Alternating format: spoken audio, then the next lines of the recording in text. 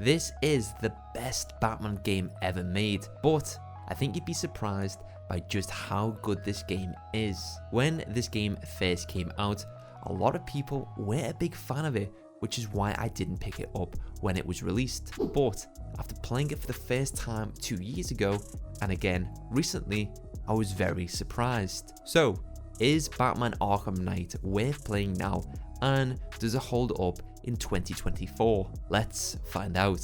Gameplay. Batman Arkham Knight's gameplay is phenomenal.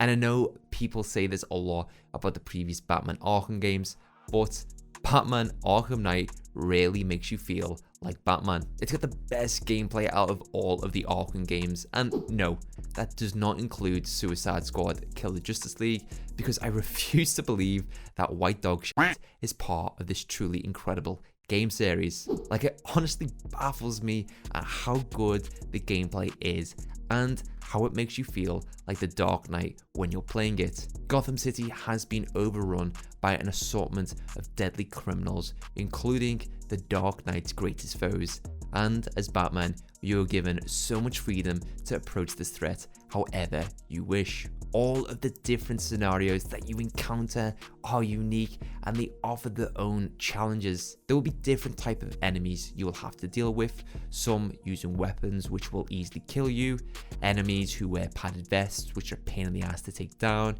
if you choose the more direct approach, or enemies who wear heartbeat monitors so that when they are eliminated, their mates will be alerted. When you come across a large group of enemies patrolling various parts of Gotham City, you can take each enemy down however you want. You have an arsenal of all of the Caped Crusaders' famous gadgets, such as the Batarang, Grapple Hawk, Land Launcher, and many more from what you've unlocked from the previous games, and you can use these however you want to take down each enemy. You can get super creative and take down each enemy unit in a unique way. My approach to eliminating enemy units is very basic, since all I do is swing from one vantage point to another, then drop down, knock out the enemy, and that's pretty much it. But there are some people out there who truly display what is possible in this game. Traversing across the map has never been better, since this game allows you to glide through the sky, travel on foot, or in the Batmobile. Traveling through Gotham City in the Batmobile just amazes me, and if you crash into stuff on the road, it will break, which is super impressive. The Batmobile in this game is essentially a tank, and it's equipped with some insane firepower which you can use to take down enemies on foot or the drone piloted vehicles such as enemy tanks or helicopters. Now I know this game got a lot of hate when it first released because of the Batmobile gameplay. People complained that this game had used the Batmobile too much, and it became super repetitive, and there were too many story missions focused around using it. I think people forgot that Batman has taken on all of his greatest foes and an entire army in this game, so just give the fella a break. If he wants to use the Batmobile to make his life easier, then leave him be. In all seriousness, after recently playing through this game again, the Batmobile gameplay isn't that bad, and the story missions are overloaded with them. From the first 2 hours, I think I had used the Batmobile like 3 times, which isn't so bad since the start of the game is the tutorial, and it introduces you to all the new features and mechanics the game has to offer. However, when it comes to using the Batmobile in combat scenarios against enemy tanks and helicopters, yes, I will admit the combat is super repetitive, since it is just shoot the enemy, dodge their projected fire line, and shoot the enemy again. And this is the same for every single combat scenario in the game where you have to use the Batmobile. So besides the Batmobile, when in Gotham City, you don't have to focus on progressing with the main story. You will be given a bunch of side missions you can tackle, which all focus around Batman's villains, and I'll admit, after replaying through this game, I was actually surprised by how good these were. Most side missions in games are just filler content and don't have much to them, but in Batman Arkham Knight, they are actually really good. In previous games, the Riddler missions have always been a ball ache and repetitive, but in Arkham Knight, they are executed very well. I actually found myself wanting to do all the Riddler missions, and I did them all. Other than the Riddler, some of the side missions focus around Two-Face, Deathstroke, Penguin, and many more that I won't spoil if you haven't played it before. As with the other Batman games, there are suits that you can purchase with real money, which you can equip from the main menu and use throughout your time in Gotham City. And Batman will still wear these suits during cutscenes, which is pretty neat. Recently, Rocksteady even went on to include Robert Pattinson's The Batman suit, which is just great and personally one of my favorite Batsuits. So let's talk about some of the other aspects of the game, the graphics. To put it simple, the graphics in this game are outstanding and just make my jaw drop to the floor. If I was to tell you that this game came out in 2015, would you believe me? This game is unreal and the graphics are some of the best I have ever seen in a video game. Games that are released nowadays do not look this good, and I would say the graphics in this game are probably on par with Red Dead Redemption 2 and Cyberpunk 2077. I do not know what technology Rocksteady were using back in 2015, but it must have been some sort of magic, because I cannot believe this game ran on the Xbox One and PlayStation 4. Yes, I did play through this game on PC, which is going to make the game look a lot better,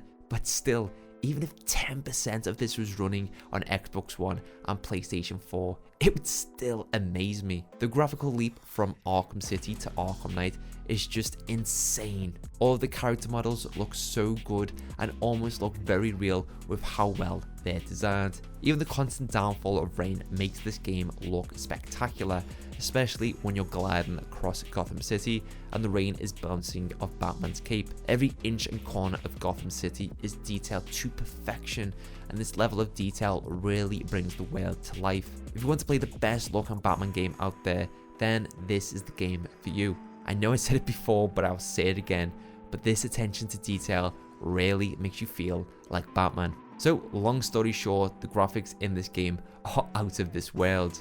The story. So, Batman Arkham Knight takes place in Gotham City, 9 months after the death of the Joker during the events of Arkham City. Gotham City is a much safer place without the Joker, and crime has drastically decreased. However, during this moment of rest for the city, Batman's foes unite with a single goal: to defeat the Batman. On Halloween night, Scarecrow threatens the city with newly created strain of fear toxin and bombs which are planted throughout Gotham, forcing its residents to evacuate the city. This means that the only people that remain in the city are the criminals, which leave Commissioner Gordon and the Gotham City Police Department outnumbered. Batman is tasked with stopping Scarecrow from releasing his new strain of fear toxin throughout the city, and also putting an end to a brand new villain, the Arkham Knight. After replaying through the story, I really enjoyed it again, but was still let down by finding out the true identity of the Arkham Knight,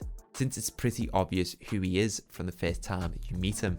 I feel like Rocksteady could have done a better job at hiding the Arkham Knight's true identity throughout the story, with giving a few little hints here and there, but instead it constantly puts who he really is under the player's nose every time you encounter him. After completing the story, I went on to 100% complete the game because I just couldn't get enough of what this game had to offer. I then went on to pick up the DLCs for this game because I have heard a lot of good things about them, and I am currently playing through them at the moment. So, should you play Batman Arkham Knight in 2024? Absolutely 100% yes. If you're a fan of Batman or want to experience one of the best superhero games out there, then this is a must-have. I have been replaying through all of the Batman Arkham games recently on my Steam Deck, and after completing Arkham City, I decided to play Arkham Knight on my PC, and I've just been shocked at how good this game really is. In 2024, this game does not feel outdated and still feels very fresh. Even after completing the story, there's still so much you can do in Gotham City, as I mentioned before, and if you want to play through the game again with all your new skills and upgraded abilities, then there is a new Game Plus available. This game on Steam is listed for £16, which is just ridiculous. I feel like Rocksteady are robbing themselves here because that is an absolute steal. This game does go much cheaper than that quite often, and I've seen it go for £3. I'm not even kidding. I honestly don't know why this game is listed at such a cheap price because it's a masterpiece. Let me know in the comment section down below what you think of Batman Arkham Knight if you played it before or plan to pick it up and play it for the first time. I'd love to hear. So that's it for this video. Hope you guys enjoyed it, and thanks for watching.